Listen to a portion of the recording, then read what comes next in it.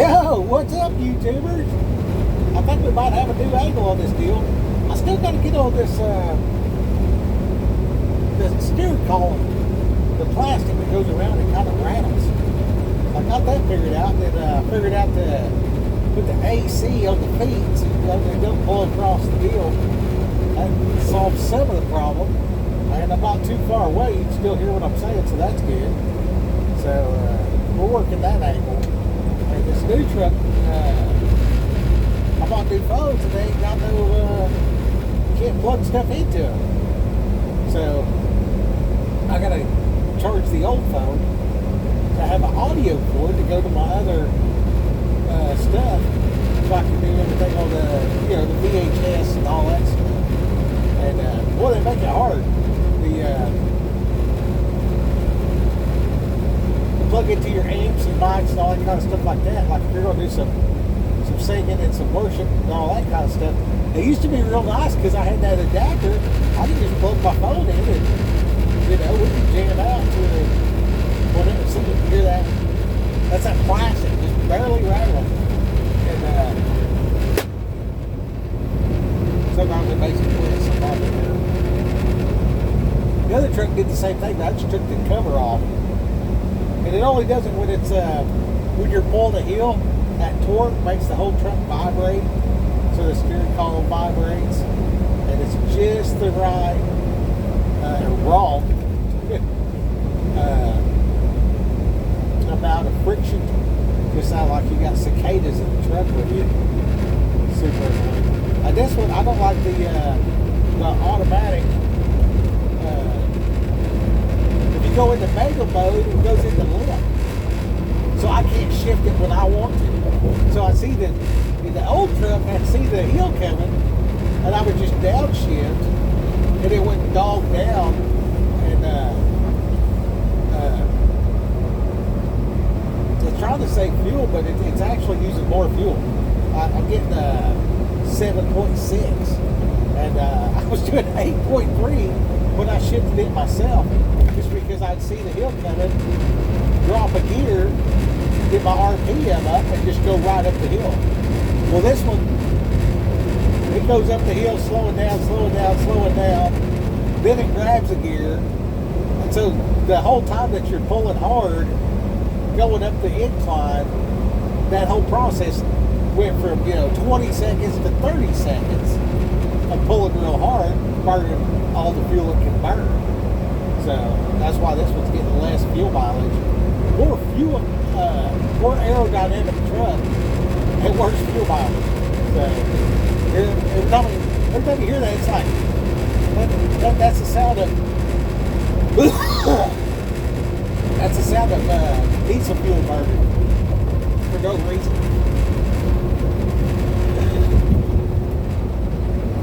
We were just going over an overpass. Of course, it's a Texas overpass, so it might be 100 foot in the air.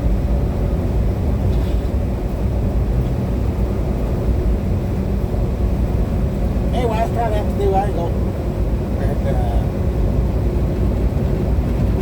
did some restructuring and stuff for the house, cleaned out the shop set and all that kind of stuff, and thinking about doing some other,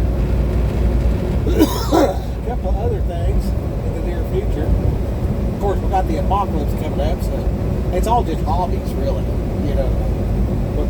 All this stuff. The Bible says all this stuff will just burn up in Mystery Babylon Falls, of course.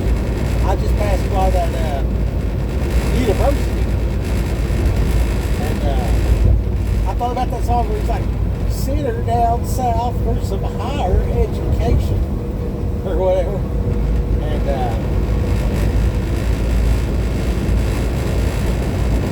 the chances of somebody being in some kind of bad way.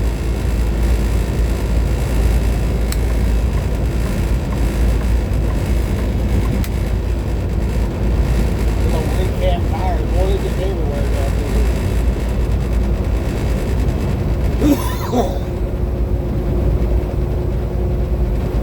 That was better when I could change the gears without it all.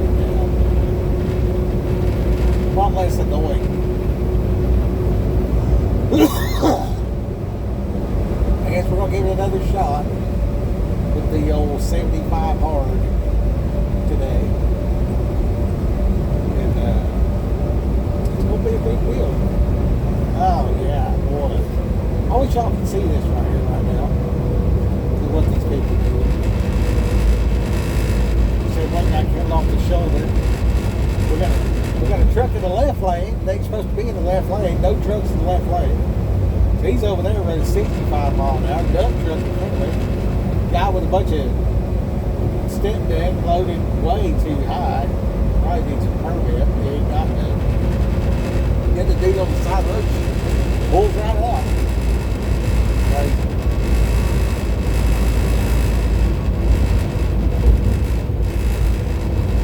We're just easing out there. Of course, you know, this old rattling Sunday. We're going to have to fix that pretty soon. I ain't gonna put up with that another day. But we got our kitchen set up. We brought our spices. We got the clean linens and everything, so that's nice. Got a good night's sleep in. I was like about to fall asleep driving. I'm like, well, I better pull over. So I pulled over in the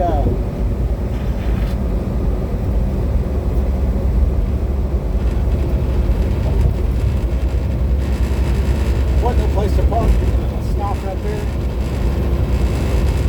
Sitting there for a minute. I see this guy walking around. Sit there for another minute. He pulled out, and I just pulled right over there and backed in. So I got a good parking spot last night. That was real good. And I walked in there, of course, about sleep. Just about to fall asleep. And then you get there and you're awake, so I walked in there, and the only thing really they had was McDonald's. I got one of them double quarter pounders, and I bought a 10-pack of nuggets. And it dawned on me, I haven't ate a chicken nugget in like 20 years. I literally can't remember the last time I ate a chicken nugget. And so I was eating, it's alright. It wasn't that big a deal. It wasn't good, it wasn't bad. I think they used like potted meat and some type of breading. You just mix it all up, make a shape out of it. I think I seen the deal where they took a meat tenderizer and dude took a rotisserie chicken, the leftovers, and they just whooped it with that meat tenderizer hammer, beat it up real good, and threw some flour and egg to it, mixed it up and everything to a batter, and then made little shapes. They cooked it in the skillet, flipped it, cooked it. He called it chicken nuggets. I don't know what you call it, but it seemed like a good way to stretch out dinner. You know what I mean? Grab your rotisserie chicken, share it with the family. Whatever's left over, just put that in a bowl. Maybe make you some taters, corn, or something to go with it that night. And the next day, take what's left of that, throw you 2 cups of flour in there, and mix it up. Make you about 3 eggs in it. Make you a little battery type deal. They just cook and fry them up like little miniature pancakes. Stretch that chicken into 2 dinners. That'd probably actually be pretty good. I might have to try that. I'm hungry now. You can tell I haven't eaten yet. When I was eating last night, I was full. I was like, I don't even know why I'm eating this. Like, why do I even buy this crap? And, so anyway, I'm going to do that 75 hard, even if I'm just half-assing the workouts or whatever. I'm just going to stick to it for 75 days. Oh, I made a crabbed out video about getting right with Jesus. And I was watching it, man. I was like, man, this is pretty intense. And I started cussing and stuff there towards the end. And then I realized, so I woke up this morning, I was like tired. And I was like, man, why am I still tired? I was like, oh, well, I did go to bed at 3 o'clock in the morning, right? And here it is like 7. And then I started thinking about it. I was like, okay, I was at home, I did this, I did that. I waited until my wife got off work at midnight. We had dinner and everything. Then I drove to Mexico, and then I outfitted the truck, and then now I'm driving to Chicago or whatever. And then to the daughter, I was like, well, I've been awake for 57 hours straight. You know what I mean? Maybe, just maybe, that's why I'm tired. But you kind of get like new job jitters or whatever, and you get that little extra burst, and when you're leaving your house, I don't know about everybody else, but for me, when I leave the house, I don't know when I'm coming back or if I'm coming back. You know what I mean? So I get a big spurt of energy, like all these last minute things I need to do to provide. You know what I mean? And I just look around. I'm like, okay, what needs to happen that they're not going to notice? You know what I mean? Because when I came to Texas, my wife and my mother-in-law lived on the same property, different houses, same property, right? And so I'm looking at it and everything. I'm like, back then I lived in the apartment, and they lived in the house. And I'm like, man, what's going on here? And I noticed they would sleep in, but I always get up early.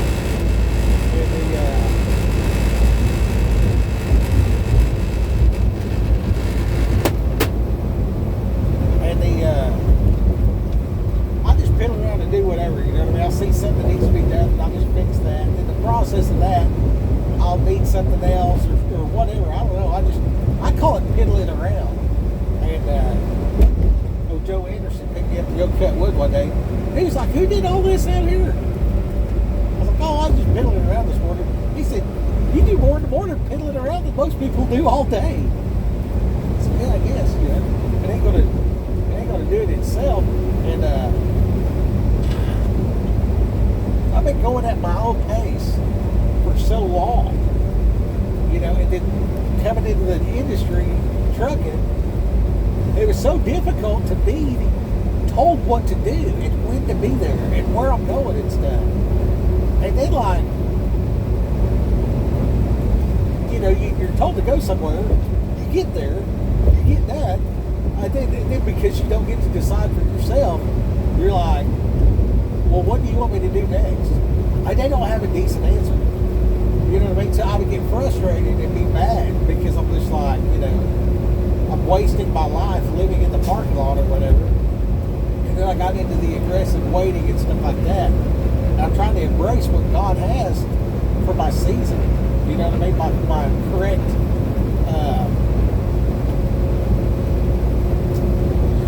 I want to be more polite with God. You know what I mean? I want to address Him better. I think that's why it stuck out to me in that movie, like the way they were talking man to man, you know, servant to king. And I've talked with a lot of people, and I've done a lot of different jobs and stuff. And some of these homeowners and stuff were, they wouldn't give you the time of day, really. And they just didn't care. They were busy. You know what I mean? And once they see that you cared, it didn't even have to be about them. But just knowing that you're a good dude. You know what I mean? This dude cares. You know what I mean? I don't have time, you know, to get his biography and all this kind of stuff. But, you know, he's obviously a give a shit kind of guy. And then, you know, no nonsense, no backing down, and all this kind of stuff. Respectable, you know what I mean? And then there was a thing back in the day, I guess you could call it racist, just, but the phrase was, well, that's mighty white of you. You know what I mean? Oh, mighty white. I remember mighty white. And it didn't really have anything to do with your skin color or anything like that. But what the deal was like, you know, you picked up the tab. You know what I mean? You were providing.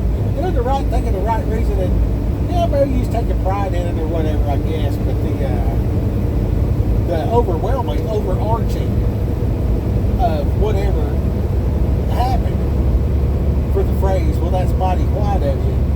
You know what I mean? Where I come from, anyway. It might mean something different in other areas. Total's a big deal, too. But, you know, you meet a guy, he'd give you his shirt off his back. You know what I mean? There are objects on road ahead. You might be helping when you don't have to. And then, like they, you know, I said here, I guess it's been about a month and a half, 2 months. No, it was only the 1st of July, so I quit my job. And on the way out, no, it was the time before that I quit. And I went, and there was this lady, and And she was walking down the road, and I'm like, "Who?" So I pulled her out there. I said, "Hey, where are you going?" She's like, and I seen the broke down car. I said, "Well, let's go back over there. We'll call tow truck." Her phone died. She didn't have a charger. Blah blah blah. Anyway, cops showed up. We got her off the side of the road. We then waited on the tow truck for like 2 hours. You know what I mean? And then, of course, the tow truck wants cash. And she's acting like she don't have no cash because she didn't know if I'm a robber or not. And I'm just like, whatever. I'm just like, hey, I'm not gonna. I ain't gonna leave you out here stranded by yourself. I'm like, don't worry that I'm gonna do something.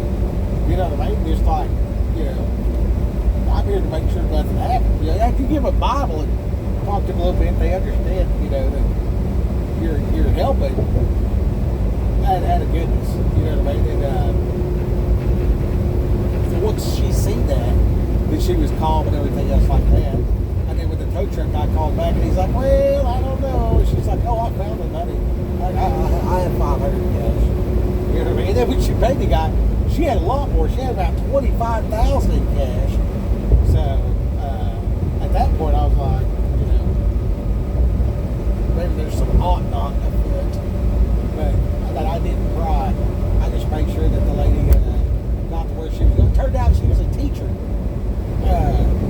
She was teaching English to the Mexicans up at one of the universities in San Antonio. And it was right when the you got to speak English thing was coming out.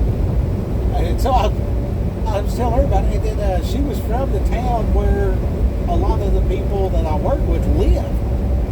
So, small world or whatever. Anyway, so I was able to tell them about it and everything. And I got them hooked up and everything. And she's been doing that tutor deal and getting everybody practicing English. You know what I mean? There's like 40-some drivers going to lose their job because they can't speak English. And now here's this tutor with a flat tire on the side of the road. You know what I mean? I'm just, not going to let somebody be out there on the road like that. And turns out it was exactly what was needed or whatever. God provided, you know what I mean? And, but to stay there with somebody and make sure they're safe until they get on their way. Once the rollback truck came, whatever, he just loaded the whole car. They took it down there because he could take the wheel off, change the tire, put it back on right there at his shop instead of driving back and forth and sitting that on the side of the highway, And once they got going, I went on about my business. I ain't talked to him since. But we would say that. Oh, well, that was mighty quiet of you. And it's just a saying, but it sounds, back in the day, you didn't think twice about something like that. You know what I mean? And nowadays, we're so trained to be, worried about that and how somebody else is feeling about what we say. And, how much innovation did we lose? You know what I mean? How much have we lost as a nation? Going from where we was, with necessity and, that farm kid that you had to fix the tractor. You know what I mean? You got to change the flat or you're walking to town and town is 22 miles away. You don't have a choice. You know what I mean? So you're going to figure it out. You're going to learn a thing or two and you're going to pitch together and you're going to feel that pain. So when you see somebody else dealing with the pain, you're more likely to appropriately assist. And that's where our compassion and all that stuff comes from, right? So, you see the difficulties of the earth and stuff, and, what's that creating? You know what I mean? Once we got it easier, everything went downhill. Easier it gets, further downhill it goes. Harder it is, better it goes. A higher quality character of people.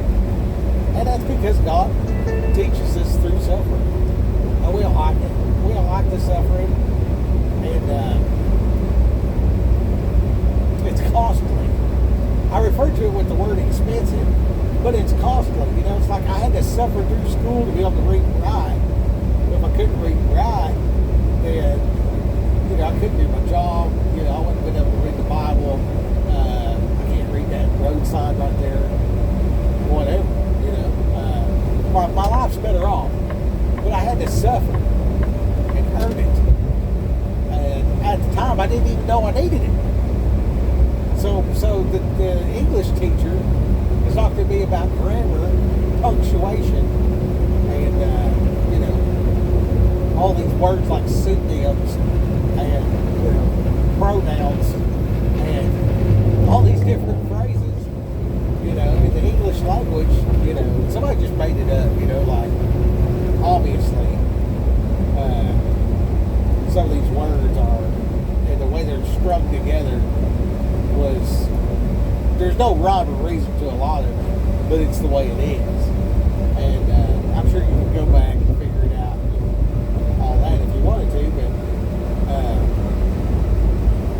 we had to suffer through that, you know, and the people that got control, they keep it, they play their cards close to the vest.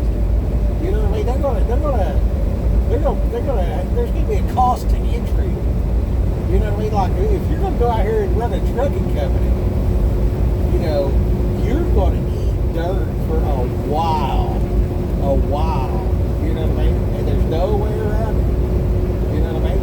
You can suffer as a company driver, a lease driver, buy your own truck, be an owner operator, whatever. You know, you'll see success if you just don't quit, because it's a decent career. But the delusion of, you know, you're not going to see a $20,000 bill. You know what I mean? That guy got that. There's a lady. She runs a trucking company. Got 3 trucks. Somebody hit them, and the cops called the tow truck, and the tow people wanted $20,000 because they towed the truck like, you know, 6 miles or something. Yeah. The truck's wrecked, trailer full of goods. Customers like, I need my stuff. This thing's in the impound. They're like $20,000. You know, what do you do? What do you do? You can't produce that $20,000. You ain't getting your equipment. If you're gonna wait for insurance to pay for it, blah blah, this and that. Now you're messing up your customer. You know what I mean? So you'll find out real quick. The number one thing you want to do is satisfy your customer. Yeah, you need sales. You gotta be able to sell your stuff or whatever. But if you can't deliver, you're beat. You know what I mean? You might have the best product in the world. If you can't manufacture, cover logistics, and get it on the shelf, where somebody can, you know, pick it up off the shelf and go pay for it, what do you do? What do you do? You know what I mean? Like, Dad told me one time, I said something about buying a truck. He said, well, you need freight first. You know what I mean? You need to be producing something that needs to be hauled. You need to be affiliated with some of these companies and stuff that are manufacturing. You know what I mean? And they are, you know, you might just specialize and, you know, go make contact with all the local dairies and talk to them and figure out what's going on and see if there's room for you to, you know, have your own truck and trailer specifically set up to haul milk, you know, or eggs, or, you know, like that guy right there, he's holding a 75-foot-long pier, obviously for one of these overpasses, right? So he's set to do oversized loads. You know what I mean? So it's like, where's the market at? And is there room for me in this market? You know, and what's the headaches involved with it? You know, because what you specialize, that specialty equipment comes at a cost. Those skills come at a cost. You got to know the permits, the rules, the regulations, and all this kind of stuff. There's 1, 2, 3, 4 more of them right there. And they, I mean, they're obviously, that's a company set up just to do that. You know, so how many overpasses are they going to build where I can carry this beam down the road and make it make sense. Because if I put $17 million into this company buying all this specialty equipment, and they have a big boom where they build roads all up and down Texas. You know what I mean? Is this going to last 5 years, 10 years? You know what I mean? And then there's other stuff they don't pay nearly as good. Like you're just like hauling wheat to the grain elevator. Very simple job. Do it with just about any truck. It's a specialty trailer. So you get this hopper bottom trailer and everything, and you'll find out real quick, you'll want that thing to have a vibrator on there once you got that thing opened up and all the gravity fed has come out, and there's stuff stuck to the side. Like you hit that thing, it goes brrr, like that, and all that grain comes out. Yeah, that don't sound like much because I just told you about it. But the day that you went through all this stuff, and in half a mile, keep right to continue on I-35E North. Follow signs for I-35E Dallas. You go out there to haul that first load, and you dump it. You go back for your second load. You look in there, and you just hauled 700 pounds of wheat right back. You just hold it to the market. Keep right to continue on I-35E North. And that's less capacity for the next turn. And you might have been hauling wheat, and the next load's milo. That's why every now and then out in the country, you'll see a pile of wheat or something. You see where the guy figured, oh man, I didn't clean it out. So they'll pull over on the side of the road somewhere and clean it out real quick because the next job is a different product. So little stuff like that, you know what I mean? And there's so much of it. There's so much of it. And the ability to reach out and go yonder. You know what I mean? And God put it on my heart to do that His Place Supply and Installation with the build buildings. And just roof the building with solar. Like the solar is the roof. And just, be able to move everything in a container. Like they need a log cabins, they'll build everything, they'll break it down, haul it on site, put it back together again. Because they're manufacturing the logs to fit. So if I'm manufacturing, if I standardize to make it cheap and I, acquire at scale where I'm the supply company, then I can put it in the shipping containers and move it by truck, rail, and boat anywhere in the world. You know what I mean? And then I need a team of guys to show up, put this thing together, and then, of course, let the orphans stay for free, and then let the widows and orphans be there. Let the widows, mother the kids, and then trade the excess electricity for food and security for the kids. You see what I'm saying? So like the building itself is funding this deal. And the thought was at the time, back then things were cheaper and money was worth more. So the thought was having to where a church could take up a collection for a year or two and come up to $200,000-$300,000 and then put an order in. Hey, we want set this deal up at this location, and let the church do all the specialty stuff, and then they take care of the kids and everything. They just call up, hey, we want one in Zimbabwe or whatever, and you send this thing over there, and it's basically, the canopy over a fuel island, right? But set at an angle, and then you just put the sides on it and insulate whatever's appropriate and make them long like a chicken house. 500 foot long, 100 foot wide. You put a lot of people in there. And once you build it out as a section, if your shipping container has the parts to complete one section, well, you can just put a door on the end of it, and build another, and build another, and build another, and expand to whatever makes sense. And then later on with that, I thought about the strip malls.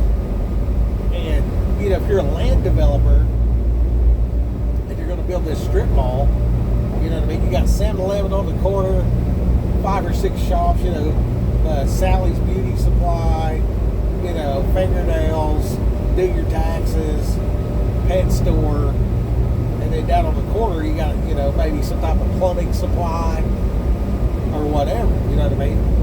And then, because I think on the angle, short side, offices, tall side, warehouse. So the supply right here can have this whole warehouse. The trucks come to the back around this way. Cars come around through the front to do business. The whole thing's, powered with solar, so you're making money off of that. So whoever developed this thing and owns this strip mall, they're collecting rent off of everybody. But if you're the supply company, with just like, plumbing, for example, and you got all this specialty stuff for, swimming pools and the stuff you can't get just anywhere. You know what I mean? Like, you run into a problem of plumbing, who would have that part and who has it in stock today, right now? You know what I mean? And that's where your warehouse is housing parts. You know what I mean? And if you did that, and you could just look at a town, be like, how hard is it to get a pump or a filter or a whatever for this thing? You know what I mean? Like, you wouldn't want to do a lot of swimming pool, in-ground swimming pool supply in, freaking Fort Smith, Arkansas, right?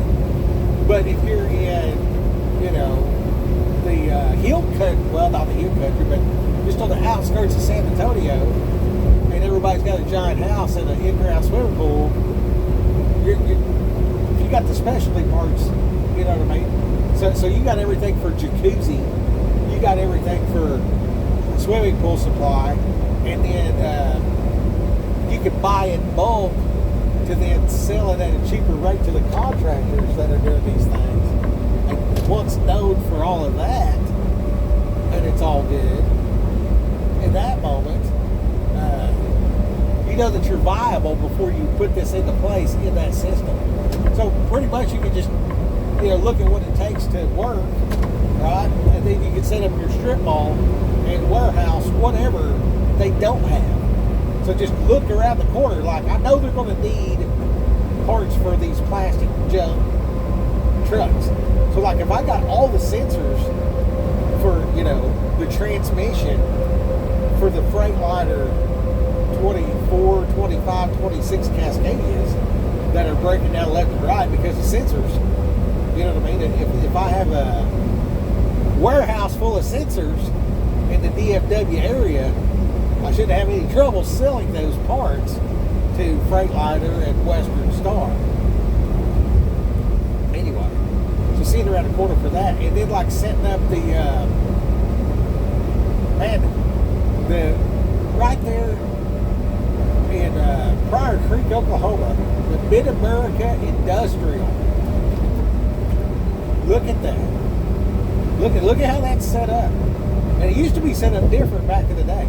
So if you can get an aerial map of the Mid-America Industrial Park and look at it year over year on the 10s, so 40s, 50s, 60s, 70s, 80s, 90s, 2000s, 2010, 2020, and then the current, where it's at. And you'll see that it's switched up a little bit, but they actually have everything you need for modern life.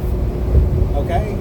So like, if you're really worried about the apocalypse or whatever, and you really think it's going to break down or whatever, and then like,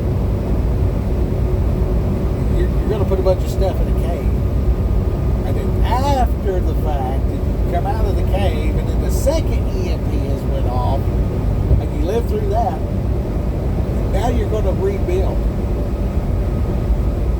That's your diagram. It'll show you everything you need. Every type of inputs for agriculture, air products.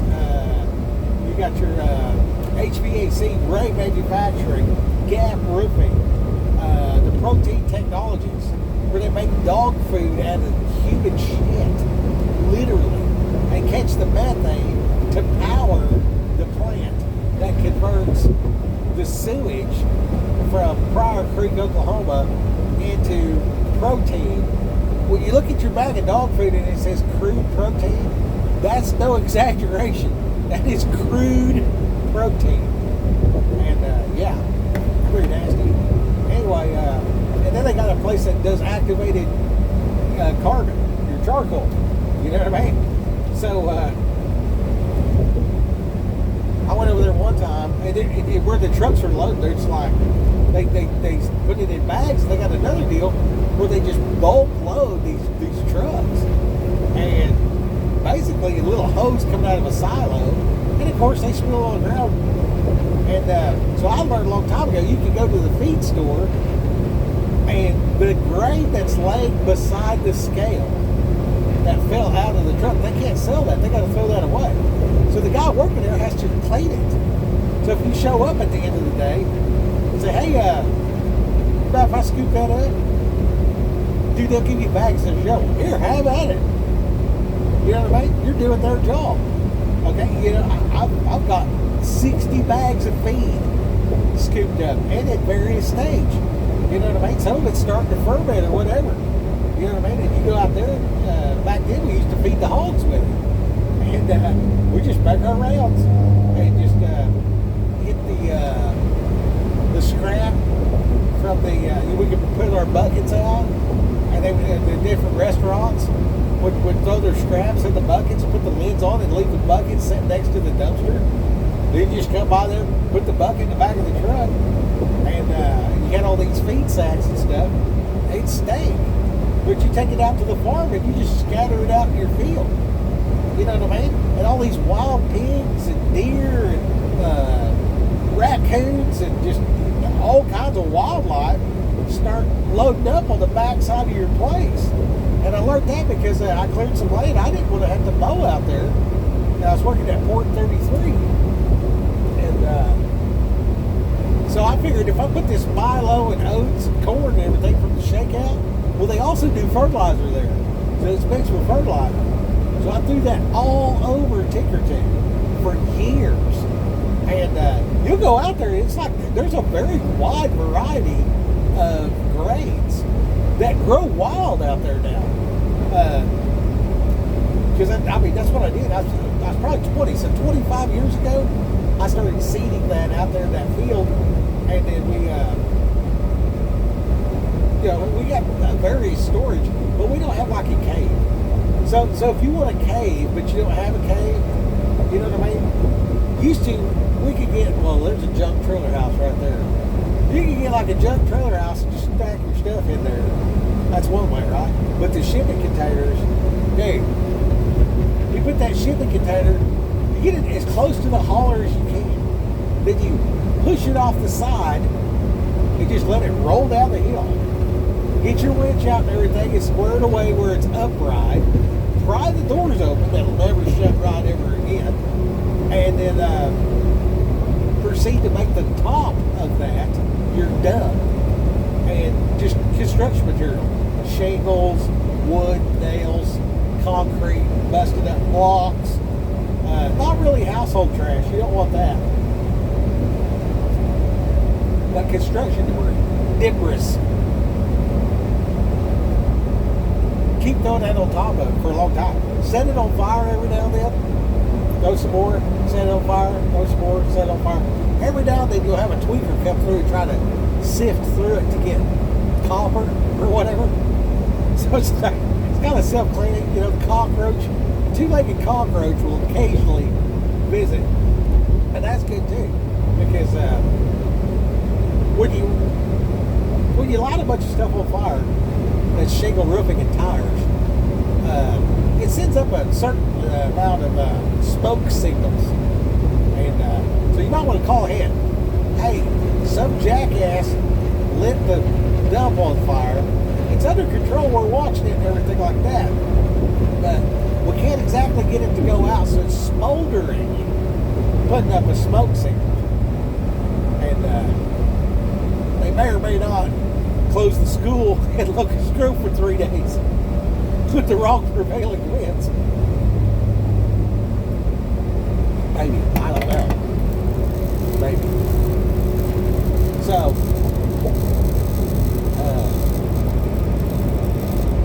golf got me down here being an employee. Alright. Gotta make peace with it. Turn off the idiot box.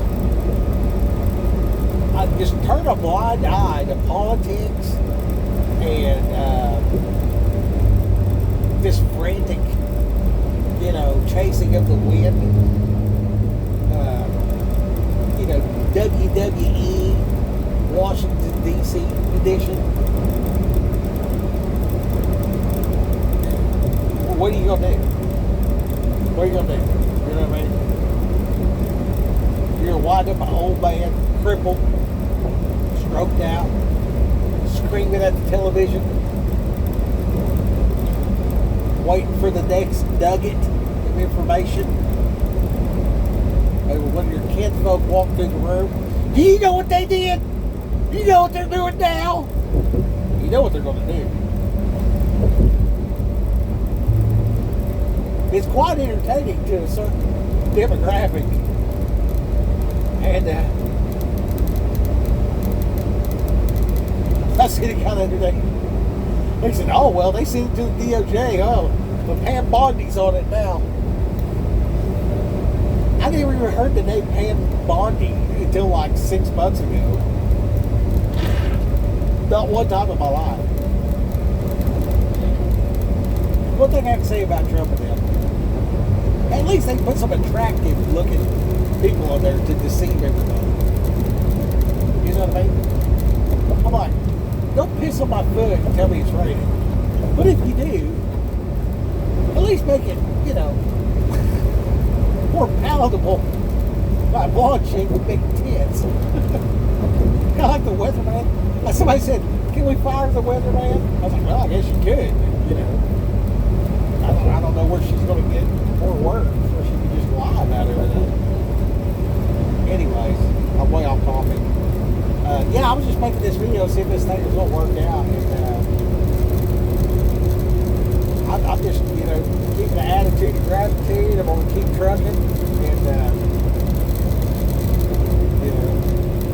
when the time is right, I will buy some trucks, man. I'm going to buy some trucks. And the time is right now for me, personally. But I know I had the okay from God. I'm waiting on Him. I don't know what's coming. He does. So I'm just going with that. I have seen 30 pieces of tire today.